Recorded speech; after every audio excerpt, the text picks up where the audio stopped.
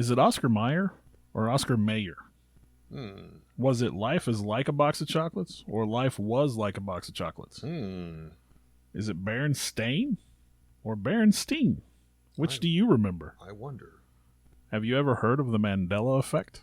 From a child born into this world, we are taught what to believe. Close-minded we become, fearful to be deceived. Still we desire to know what lies beyond that locked door. The art of the storyteller, conjuring tales of legend and lore. History hidden, lost knowledge, things forgotten and the unknown. These are the things that direct us and will set the tone. Welcome, friends, to another episode of Nightmares on the Lost Highway.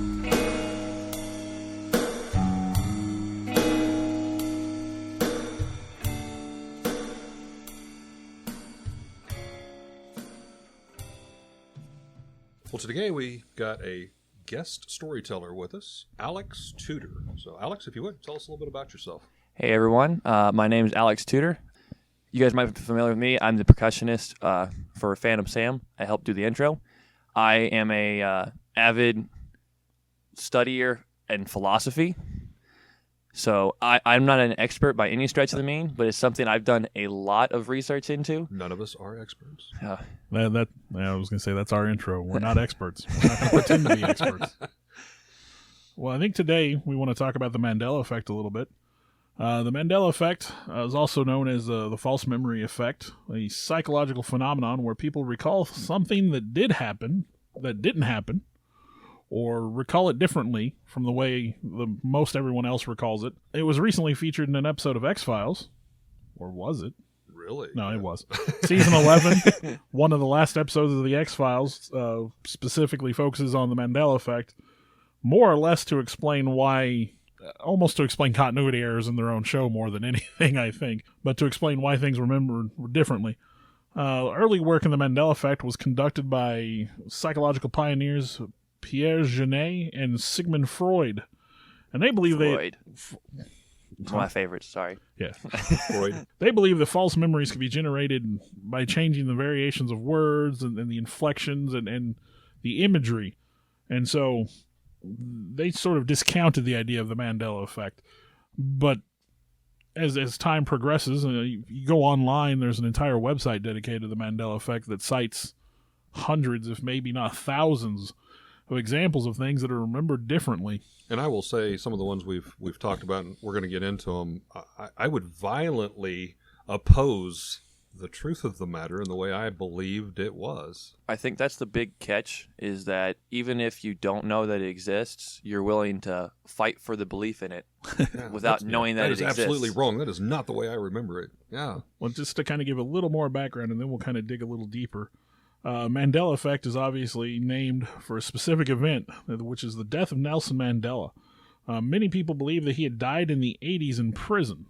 Just that it seems to be the number one item when you research Mandela Effect. That's going to be the first one that pops up. He lived until 2013, and he passed away a free man outside of prison. And as a kid growing up in the 80s as a teenager, I had him in my mind that he died in prison in the 80s. See, being a kid in the 80s, I wouldn't have paid attention to things like that. So you were obviously, a young whippersnapper. Yeah, I was a little bit younger. Now, a couple of early works in the field, there were experiments that to prove that false memories were a thing, that you could kind of falsify how the brain works and remembers things. There were two different experiments. One of the experiments was the adjectives used to describe an auto accident. They found that if you used a more vivid or more violent sounding adjective, it would actually change the way people perceived the accident when they would recount it themselves. If they said, these two cars were speeding towards each other instead of approaching each other, people would remember it as being faster. Right. Also, with the second experiment, they would recount details later on. They'd be like, do you remember the shattered glass? And even though there was no shattered glass, people would remember shattered glass if they were asked about it. Oh, you associate that with the car accident. Surely to goodness the glass broke, yeah. Even today, they talk about observation things. There's a video that kind of circulates where there's some people playing basketball, and then sort of halfway through the video, a man in a gorilla suit walks through just casually, And a lot of people won't see the gorilla the first time around. So when they say, hey, what was in the video? What stood out to you? A lot of people will talk about people playing basketball, and then somebody will point out, well, there was a guy in a gorilla suit. And half the people in the room typically do not see the guy in the gorilla suit. Wow. So it's another example of how your mind sort of plays tricks on you. But the Mandela Effect, if you start looking at it in a little more detail, and that's why we've got Alex with us here today. Dun, dun. You start to get into some. Maybe we're crossing some borders here. Maybe we're crossing some lines. It's a little more than just false memory. So, Alex, I'd say it have to do with. I don't want to get too deep into it quite off the bat. I want to talk more about Mandela Effect right off, but kind of an overlaps of timelines or parallel universes or time paradox is kind of what I would say. Because if it's a false memory, but someone truly believes it, who's to say that it didn't happen to that person? Maybe in an alternate timeline, Jason Mandela, is it Jason? No. Nelson. My bad. I wasn't born in that time frame, so I'm not familiar with this character. It's all right. You're a little young. I know the last Extremely name. young whippersnapper. Yeah. Mandela, if he dies in prison, maybe he died in prison in an alternate timeline, and that person's from that timeline. And maybe it's not a false memory, but an actual memory of theirs, but they've somehow, because of time travel, if you believe in that, you can loopholes. This is like the whole DC universe with comics, Exactly. multiple universes. You Star change Trek, one little and- thing. I just want to go back and change this one little thing, and then 1,000 other things change because of that one choice. One of the explanations for the Mandela thing that I specifically found, which does involve time travel, was that maybe you were sitting there watching TV in the 80s, kind of minding your own business, and maybe somehow you were pushed just a hair forward in time. And so you were watching TV and you saw Mandela's funeral from 2013, but you were in the 80s at the time. You remember yourself being in the 80s. You remember seeing this on TV, and then somehow you slid back. And so in your own mind, yeah, you saw Nelson Mandela's funeral in the 80s. But you're in the 80s. Or You assumed knew you were in the 80s, You but assumed maybe- you were in the 80s. Yeah, assumed Yeah. you were in the 80s, but actually you were in the future. Yes, I can see that. But that was sort of one of the for that one in particular. Now, there's a lot of Mandela Effect items that we can talk about later on that have other, maybe more mundane explanations.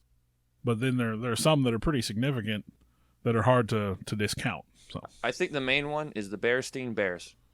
It's the Berenstein Bears. well, see, as far as I know, I'm remembering it incorrectly because I believe Berenstain is proper, but I don't ever call. I've never called them the don't recall that. I Berenstain can't Bears. even remember anybody saying the Berenstain Bears. No. I remember it vividly as Berenstein Yeah. Bears. Stain. And Who wants a stained you bear? could chalk I it mean, up you know, just come to on. being like a typo or like, a lapse of memory and how it was spelled. But I don't remember anyone ever pronouncing it that way. Now, it could just be because of where you're from. If everyone be. in the area calls it that, maybe, but I don't remember if the show had a theme song and ever mentioned the name or not. I wonder, like, maybe somewhere at some time during an advertisement, maybe somebody misspelt it at one time, and then quickly corrected it. But I mean, I very vividly, it was when you guys mentioned that, it's like, no, it's not Berenstain. Yeah. What are you guys talking about? You're wrong. Yeah, and that's me growing up. I don't remember a Berenstain at all. I don't ever remember calling him that. The one Star Wars fan remembers Revenge of the Jedi, not Return of the Jedi, and he never went and watched Star Wars, but he saw the one trailer for Revenge of the Jedi, and so that was what he... But there was proof, like to my point. That was proof there of was that. Proof, That there exists. Yeah, Revenge carded of the Jedi figures, was a thing. Movie posters was even put out. I can't and then find, they changed and it. I guess that's the weird thing about the Mandela Effect is even though I vividly remember it, I cannot find anywhere on the internet of any sort of, I guess, trustworthy source that hasn't been obviously photoshopped to prove that it was not the Berenstein Bears. Yeah. And there's another one. Actually, we were talking about this a couple weeks back, getting ready for the podcast, and Tom Hanks in the movie, Forrest Gump. Life was like a box of chocolates. No, life is like a box of chocolates. I just think that's a misquote, though. And see, again, like I said, there are a lot of examples that you can kind of downplay. Life is, life was. I mean, if you're not really listening, you're not really paying attention. And looking back on that, I mean, obviously he's a grown man and he's referring to his past. So I can get that life was like a box of chocolates because he's talking about his past history stories. Mm-hmm. But I always remember that as, life. He's sitting there on the park bench and life is like a box of chocolates.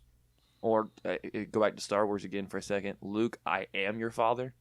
Yeah. See, everybody remembers that one, but I know that it's no, I am your father. Yes. I am your father. Luke, I am your father. Because Obi-Wan never told you about your father, did he? I just remember Vader Told going. me enough. He told me you killed him. I remember Vader going, "No." That's the wrong movie. That's wrong. Strike that. We try to ignore Vader yelling.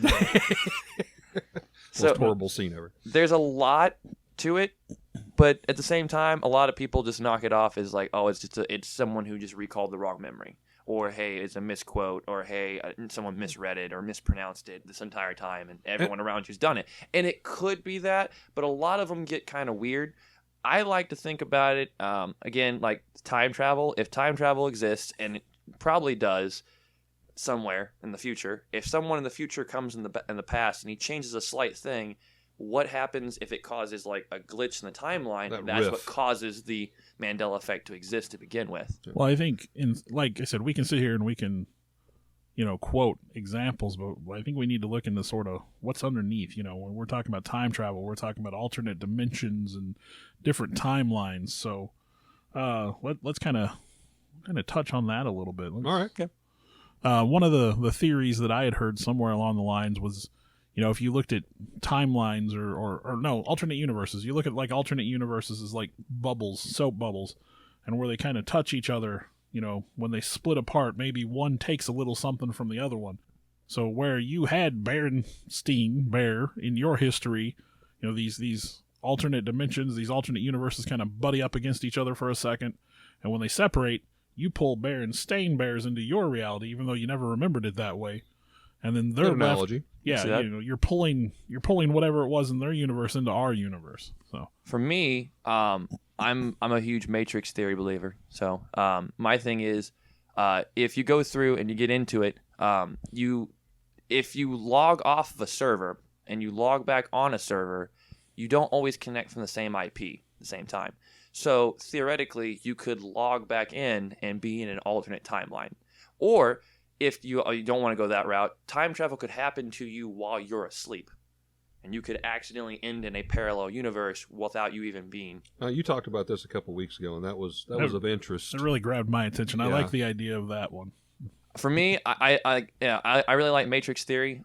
We got further into that where they have done DNA on the helix. They went through and they've done quantum physics as well, and they've proven there's binary code inside the DNA.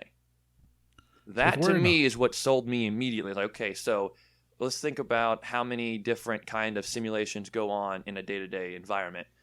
Facebook is technically a simulation. It's a fake place that people come and they advertise and talk to each other. It's its own world.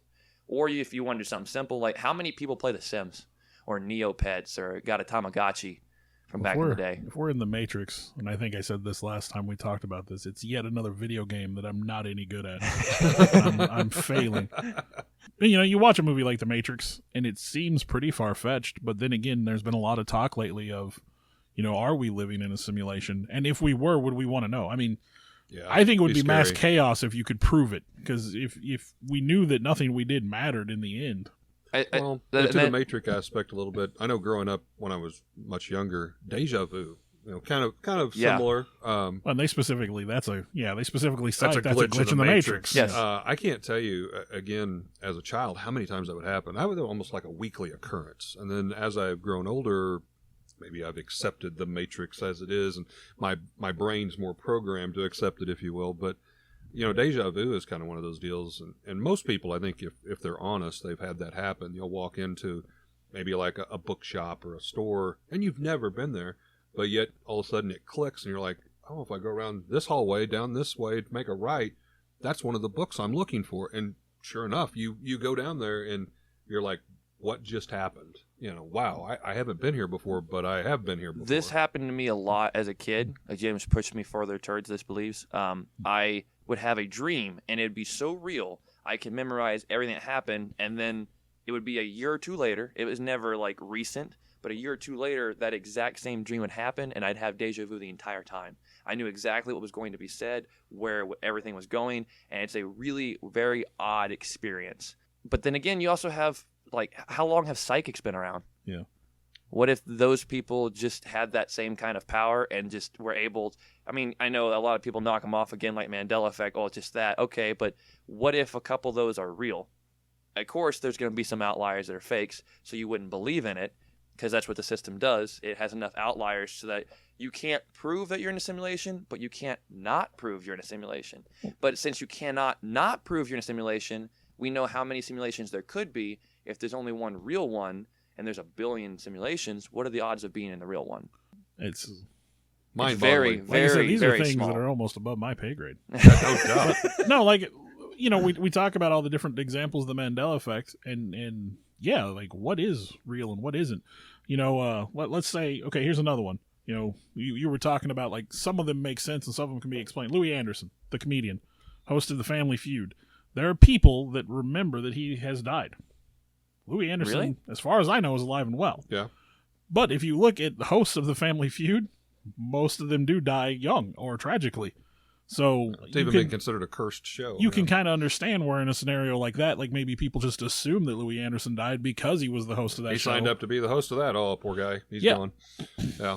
But and again, like I said, some of these you can kind of dismiss a little bit with logic like that, and I think that's kind of what tears the Mandela Effect down. But like you said, there's thousands of these, Well, and if only one of them's true, And I can Then understand. it means the other ones Yeah. have a possibility to be as true as well. One of us might have a glitch, if you will, or remember something differently. But what is unique to me about the Mandela Effect is some of these examples, we're not talking like I remember it this way. Hundreds of thousands of people remember it this way. It's not, a case-by-case yeah, they're instance. usually not isolated to just one or two people. Yeah. I mean, that's what makes it so unique that you can go online, like Bill said, and literally you can get like a top 10, top 20, top 100. And They're everywhere. they're everywhere. And it's not just a handful of people. And I think another possible facet of this that we talked about last time was I mentioned the tulpa, which is like a thought form. Here, the definition from Wikipedia is a concept in mysticism and the paranormal of a being or object which is created through spiritual or mental power. And maybe if Psychic enough power. Yep. maybe if enough people believed that something you was a give it certain power. way, Yeah. The human brain's a create very it. odd thing, and humans have not even begun to understand part of it, and we don't even use our full That brain. goes back to the whole mind over matter. Yeah. People who have been tragically sick or ill, there's the belief that if you wish yourself or believe yourself better, you will get better. The other thing I would point out would be, like, again, same parallel time universe, and sometimes they overlap. What if you're ghosts or extraterrestrial beings? The reason why some people can see them and other people can't, or they have to be captured on camera, is because that's part of the time overlap. Some people, I mean, they obviously call them sensitives, but they're able to see the other timelines lap over. Well, I know as someone who, like, I've always had a fascination with these things, and I know, like, some of the new way of thinking about UFO encounters is that they're not creatures from another planet. They haven't traveled all this way just to grab some redneck off a farm and put a probe up his butt. Anal probing. But they are either one, they're time travelers, they're us from the future, trying to, coming back for whatever reason, or they're us from another dimension. They're crossing over from another dimension, another parallel universe or timeline, or however you wanted to define that. So even things like that can be explained using, we're talking about the Matrix effect or whatever, So Mandela Effect really reaches into some really, I mean, you can go pretty far afield talking about this. Well, if Back to the Future taught me nothing else, is when you travel back, you don't mess with history, because there's ripples that's going to take place. No. See, you got to use Avengers timeline logic, which is you can't change your current timeline. You can change somebody else's. Oh, okay, that's Yeah. what it is. Yeah, which then causes the Mandela effect. But that's fine, because then the humans will just argue about like who did what first and who was what. You can't go back and kill John Connor before he was born. It doesn't change anything. Terminator now. We're talking Terminator. I wanted to go back to Alex had brought up, and like when you go to sleep, and you mentioned that you log in with basically a different IP. You had mentioned, like you have a busy day, you go to sleep, and then when you awaken, what happens to you when you sleep? You obviously go into REM, rapid eye movement sleep, and some believe disconnect, some maybe believe connect in a different way. And then to your point, I think you'd mentioned, like when you wake up, you connect back up to the internet, if you will, of the world with a different IP address. So you would have kind of a different way to look at things maybe. And I thought that was really a unique way. I had never heard that, but that kind of stuck with me. That made sense. For me, again, I've been a Matrix believer now probably 2 or 3 years. Again, what really sold me was the binary code in the helix. Like, all right, now it's not quite binary. We haven't figured it out, but it's a bunch of zeros and ones. It's a different language. But I think, okay, if the atoms are structured in this kind of code, okay, so then if we can figure the code out, then we can unlock entirely new realms of science. And we can then force the system and game to play the way we want it to. That unlocks entirely new possibilities. Yeah. I don't think we'll ever get there anytime soon. That's way too far, and we don't have the technology to do that. But after I saw that, I was like, okay, I felt like there, and you have good days and you have bad days. Sometimes you log on or wake up and you just feel good for no apparent reason. Nothing magnificent happened to you, or you might feel really bad. Nothing bad has happened to you. Those feeling good days get fewer and far between the older you get, by the way. Yeah. Speaking as the oldest one here, yes. You mentioned that you had less and less deja vu. I also think comes down to it. As a child, I feel like children are more susceptible. If you look at like ghost encounters open-minded. Yeah, I do know their mind plays tricks on them because they don't understand everything. But since they're more open, they're able to see and hear things or interact with things that other people can't because we've all got blinders on. You have to get to the workday. Often we're taught that that's wrong. Yes. We shouldn't do that. So we begin to kind of shape and mold our minds and our way of thinking that, disregard that. I know for many years, similar but kind of off the subject, we talked about dreams. I had super vivid dreams myself. But what was really weird, all the way up to probably my mid-20s, I would have a reoccurring dream at the same location with the same people. And there was a part of me that I never fully understood it, but it seemed so real to me. I literally got maps out and was trying to figure out where this was because I wanted to visit it. I would show up, and it was a very rural farm, long driveway leading up to this single-level house. Kind of a tractor in the barn off to the side, tire swing hanging, very Americana, type of deal, hay barns. But this was like I was visiting family, ancestors.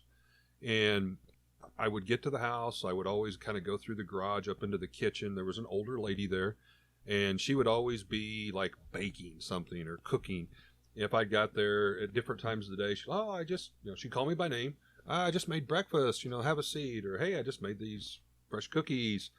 And I imagined her. It felt so much like family, like it was a grandmother, possibly a great-great-grandmother. But I have to say it was modernistic. I mean, it seemed like the present day. And then there would be an older man that would usually come in out of the field, or he was out working on the tractor or whatever, and he was very much a grandfather figure. And it got to the point where I would revisit this dream so many times, but I would awaken and not have the answers. So I would okay, now the next time when I go into this dream, I remember there was pictures hung on the wall. So I literally, in the dream, when this little old lady would go to the kitchen to get me some cookies or apple pie, I would sneak up out of my chair and go over and try to get to the wall to see the pictures, see if I could recognize any of them. And they would always be blurry, where I couldn't make out the image. It was darn it, that didn't work. So the next time I would go in and be I remember there was some mail sitting on the kitchen table. I'm going to look at the address on it, see if I can get a name. And it's all blurred. And there was always some reason, she would come in and pick up the mail right as I was going to reach it, or it would be blurry. I'd always read that you couldn't read in a dream, and that's how you knew the dream wasn't real. Oh. Because your mind can't process Fine that detail. kind of symbolism when you're in that level of unconsciousness. Now, I don't know what I was connected to or what IP address I was using for that, but I thought that was so odd. I had no fear whatsoever. I felt very much at home. But I mean, there was no doubt it was family of some sort. And again, it was the same modern day. I bet literally I had that dream 40 or 50 times in my life, slightly different variations each time. Well, see, I have a common place that I tend to dream about. I don't want to say it happens all the time, maybe once a year, but it's a bookstore. And I find myself in this same bookstore on a regular basis. And I know the layout, and it's kind of a modern store, like a Barnes & Noble type thing. But yeah, it's sort of a recurrent location. If not, it's not a recurring dream. It's not the same dream, but I find myself in the same place. Exactly. So I don't know what that is. I don't know if that's our safe Maybe haven or... I've only had the same dream twice, so I'm an anomaly here. That's a new one for you. Yeah. If we're using Matrix theory, maybe that's where Maybe it's just a different timeline we're plugging into or something. Yeah, I mean, it could be a thing when you like, if you want to go on that, dream state's very weird. People can see and hear things. You guys already discussed this on the podcast. People, your Florida Frankenstein. Not any spoilers, but hey, there's one. Like I had this dream, and then I then shaped my life compared to this dream because I was told this in a dream, and that has happened throughout humankind for generations. Oh yeah. I mean, Some of the best inventors said that their inventions came to them in like dreams and stuff. They'd wake up real quick and sketch out stuff. And I will say, not all of them are just straight dreams, because sometimes they do involve. But what I think is kind of weird, a lot of the inventors, especially modern tech-wise, they involve psychedelic plus a dream. But the other really odd one reoccurring is like DMT patients they do for like PTSD. And the thing they talk about as they go in, they meet these people, they have no idea where they're at, they're trying to figure out what's going on, but there's like a sense of like, I'm supposed to be here, and this thing's trying to communicate to you, but then it's like, you don't have enough time, and then you're back into the real world. And so they constantly keep going back to get more and more. But the problem is, the more and more times you visit the same dream state, the less and less you'll start to remember it. It's like a self-protective situation, I guess. Like That's why I think a burning defense the system. time up that you're allowed there kind of deal. Yes. So the more and more time you spend there, the less and less you're going to remember the details of it. So you take a simple question of, is it Berenstain or Berenstain? And look where we've went. Like I said, you follow this little rabbit hole and you can end up talking about all kinds of things. I've got some notes here, but they don't even really touch on anything that we're talking about. Like I said, I look at some examples. Like myself, I've been dealing with my own Mandela Effect thing for a while now. And I've talked to Eric about this before. As a kid, I used to read these books about the unexplained and monsters and whatnot. And I know that I've seen a photograph of a thunderbird. From the Old West days, there's probably like a dozen cowboys have this thing spread out. And it looks like a pteranodon, a pterodactyl. Yep. When we look at the fossil record, it's got the membranous wings and the weird head crest and all that. It looks like a pterodactyl. Now, how in the big picture. do you remember this compared to the cowboys? Well, I remember them standing, in a line. So you've got 10, 12 guys standing in a row with this thing stretched out. Okay. And, one guy at either 20, end. 30-foot length wingspan. Pretty significant sized bird or, creature. Yeah.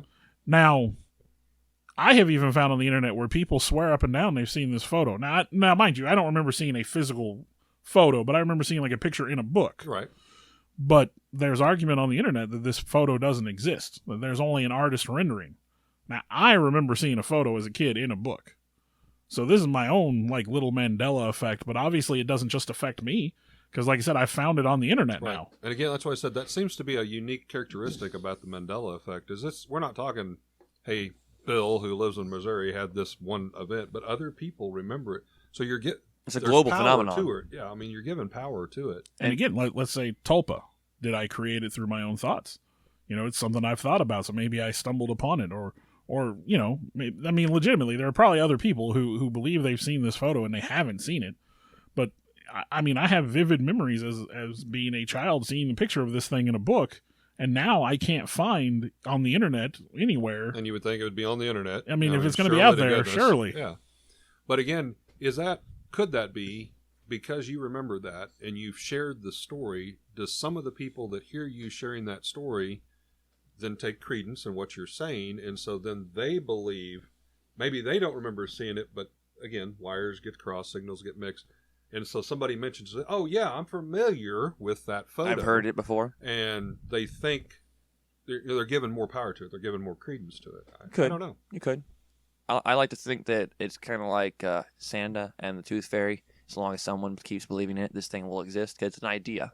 And you can't kill an idea as long as someone believes in it. I'm going to say this, and I say this. Do you still believe in Santa? Full-grown adult human being. Uh-oh, here we go. 42 years on this planet. Uh-oh. As a child, I remember, this is a memory. It's in my brain. It's there. I follow. As a child, maybe 5, 6 years old, my parents were still married, so I had to be very young. We were standing in the front yard on Christmas Eve in front of our trailer. I could give you almost the address of where we lived, but it was in the area known as Buckhorn, now here in Missouri. My dad was talking to our next door neighbor, I was friends with his son, and I remember looking into the sky and seeing something I couldn't explain fly overhead. As a child, You chalk that up to being Santa Claus. The magic of Christmas. And I still tell my kids that story. Say, hey, I saw Santa Claus. Now, what did I really see? I don't know. But I felt like that was kind of a good place to share that story. Well, Yeah, we're talking about I completely agree. And as a kid, I believe that. And like you said, if enough people believe, we go back to you the manifest tulpa, it the and it thought becomes form. real. Yeah, if enough people believe, maybe that's enough. Going back to that iconic X-Files, that poster on the door, I want to believe. Yeah. And again, as a kid, we're not stripped down of what's right and wrong yet. Our minds are still open to a lot of things, and you want to see it, you want to believe it, and maybe Alex had brought up, maybe as a child or psychic, some contain it even as adults. Maybe some people are able to see through the veils to the other dimensions or timelines, and maybe there was something there. Yeah. And I feel like a lot of people, especially with the new phase of mental health, I feel really bad for the schizophrenics of the world. I really do. I'm not entirely sure they're completely crazy. I think that maybe their brain's wired differently, or they have a different chemical that allows them to see that stuff. The shadow people that they see, maybe they're just people in alternate timelines, and they're just sensitive to it, and they see them, and they are actually there because it's a crossover. We just don't recognize it, and they don't recognize us. That person has the gift/curse of being able to see that, and then they get admitted, and basically just trained and given drugs to try to counteract something that's just could have been a special. You're not supposed to believe in that, so we're going to sedate you so much that you Who's don't to say remember that's that. right or wrong? Like, okay, if the person can see it, maybe you can interact with the time traveler or other extraterrestrial being. Maybe we can unlock further. I don't know. We won't know until we try. Well, that goes, one of the theories, of course, obviously we've talked about is alternate realities, alternate universes. And it's one of those things that we can't disprove it. It's one of those, like, just because you can't prove it, just because you can't disprove it doesn't mean it's true. But, Correct. Right. It's one You're of those somewhere things. hung in the Bermuda Triangle, so to and speak. Limbo. There's been, science has come a long way, and especially like with quantum computing and things like that. There's a theory, they talk about quantum entanglement, where like two particles behave as one, no matter how far apart they may be. And so That how blows far my apart, mind. Are we talking different timelines, different universes where things Light are the years. same? Well, I'm saying, when we measure distance, we're looking at it in a mundane, like Yes. from point A to B, but what is that like across timelines?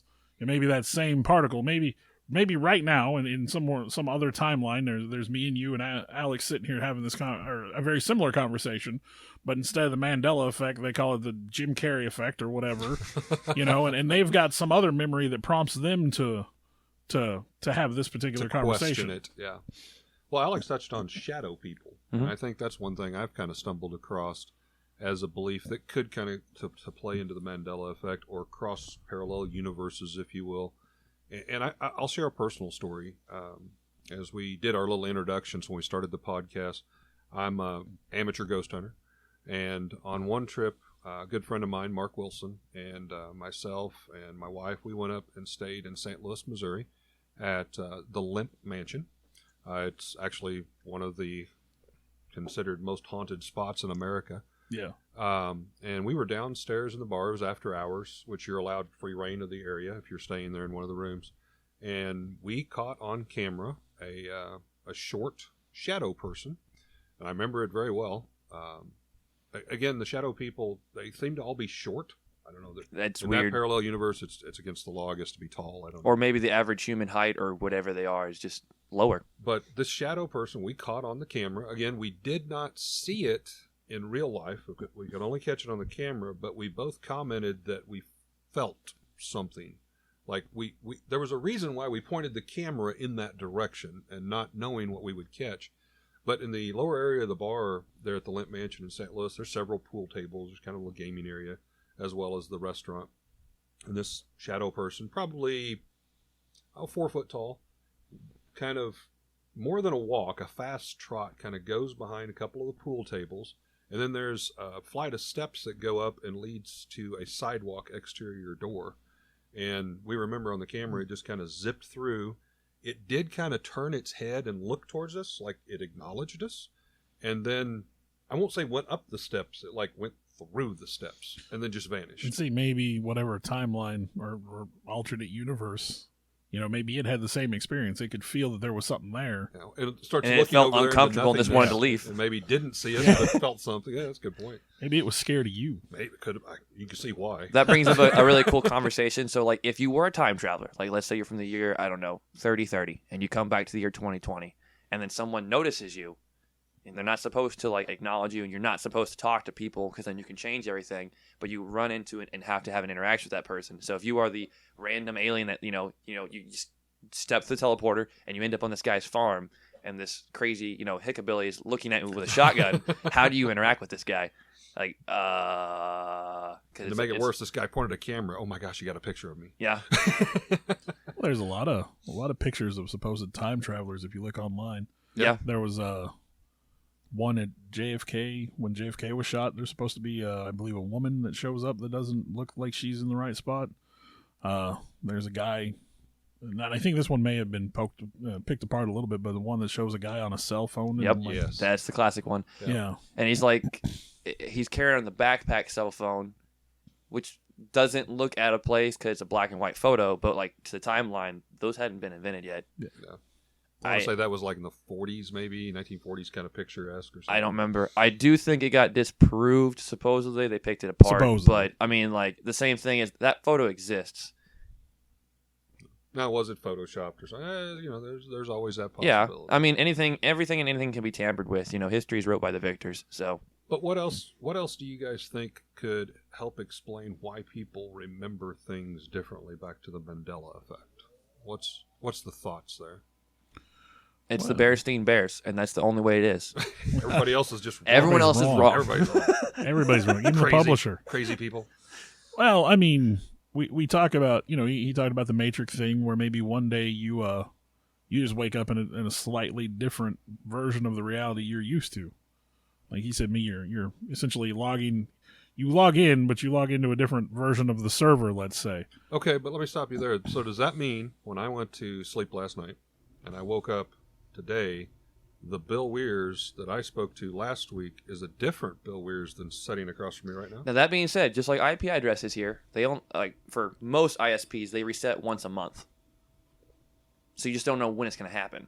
But are we truly going to different planes, or is it like when we're asleep, maybe we connect it to your bubble effect, and then when we pull apart, we may be pulling parts of that, and we truly wake up in the same time frame, if you will, as what we went to sleep? What's your thoughts? Well, I think I was talking about servers, so I was thinking more like along the lines of a multiplayer MMO, like an online game, where everybody's playing at the same time, and maybe I'm on this server, you're on that server, so like the NPCs remain the same, the scripting is the same, and the NPC obviously every character that isn't you in the game, except for some of the actual players, Right. but maybe you're instancing, if you will, like you come into this world that and maybe you remember having a conversation with me a month ago, and I'm just like, I don't remember talking about that. Yeah, we didn't have that conversation. You interacted with a version of me that's very similar and has all the same Different patch notes. memory encoding. Yeah, Yeah, but patch went wrong. Yeah. That was 3.3 me. This is now 4.5 me or 2.3 me. A funny story I've got to interject here, kind of along the same lines, and I hadn't thought about it until this very instance. This podcast, of course, is Nightmares on the Lost Highway. When Bill and I were talking about this, months and months back, and it's like, hey, do we really want to do this? And we were thinking, well, what's a good title? And I actually shared with him. yeah, like you remember this as a radio show. I remember, like, as a young teenager, staying with my grandma and grandpa overnight. And, of course, that was back in the days when you had the radio with the tuners and you could only get certain channels. And it was like some late-night radio talk show, after midnight. And I remembered it was like a female voice, and she was, like saying, here's stories from the Nightmares on the Lost Highway. Well, then we started doing research on it because, obviously I didn't want to take somebody else's title. And there was, like, really nothing of it. Yeah, no, I looked it up too because I didn't want to name our podcast the same as something else. Yeah, definitely. And then I couldn't find any proof that this had ever existed. But So like a month later, Bill, and I get to talking. It's like I literally guess this kind of came out of a dream, to myself that this was supposed to happen. Or You know? future self you log. Okay, so here's my long-winded explanation to this and how I think this works. Okay, so all the Trekkies out there are probably like me. I'm a Star Wars fan. Sorry, but there's like a utopian universe, like a hive mind. Okay, we do have a human central consciousness that we have talked about before. I've talked about with you at least, and everyone shares the same thoughts. And every person around you is just a different iteration of yourself. Kind of the Borg thing. Yeah, very similar. So when you log off, when you go to sleep, you're not really logging off per se, but you're going to the central hive mind. And so you're sharing all this collective information at once, which would allow you to communicate with alternate timelines. If that makes sense. You're talking to different people, different things in your dream, because you're all on the main frame. Everyone is in one server, and then as you wake back up, you go to different regions. And that's where your wires can get crossed, but that's why you can bring things from other alternate timelines into your current timeline. Because you're sharing information with other people. You share with everybody, including people not on the same plane, in the same server, etc. with yourself. Because it's a collective consciousness. Whether you want to admit it's there, it exists. Interesting. You got a glimpse of what we're doing now before we did it. Wow. Which one of us is the woman, though? Well, neither one of us sounds very feminine. I don't mean to say this, but you'd make an ugly woman. I was going to say, neither of us sounds overly feminine, I don't think. I don't think so. Maybe it's a different timeline, different host, whatever. Could be. I mean, but obviously, literally this podcast was, I apparently birthed out of a dream. Kind of weird. It's cool. But yeah, cool. The greatest ideas come to you in your sleep, man. Now, one of the things, again, it's a little off topic, but I know my father-in-law believed very much in like what he would call dream walking or spirit walking. Wind walkers. And very Native American Indian beliefs, also some other traditions. But there is that belief that the right person with the trained mind, when they go to sleep, can actually leave their body. And I believe there's even some war tales of this, where the spirit, if you will, whatever you want to call it, would leave the body to go, not necessarily to a different plane, but like if you were traveling long distances to get intelligence, to read maps and stuff at war. That's what they call remote viewing now, I think. Yeah. The government... Okay. Does it physically. Let's say the government does it all the time, but, hey, they're listening, Bill. They Be careful. say the government does it all the time. But I know, was it the movie The Men Who Stare at Goats? Men Who Stare at Goats, It's a great movie. That's sort of, they say the government does it all the time, and that they actually still have a Black Ops division that does that. Well, my father-in-law, he was in the military, but we were taking like a long trip, going to see family. I think it was in Kentucky or something, and we literally were, cooped up in the same vehicle for like 12 hours, and it's amazing some of the topics you think you're not going to talk about with your father-in-law that comes up. And he turned, we kind of got off on this topic, and he turned to me and he goes, "You listen to me. Don't be doing that." He said, "That is dangerous."